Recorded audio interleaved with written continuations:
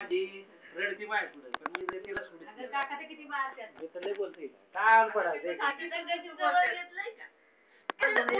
तू आधी तुला आणि ना रागाने नाही बघायचं नुसतं गोड बोलायचं सगळं हिला पण तेच शिकवतो मी हे बोल नको तिला काही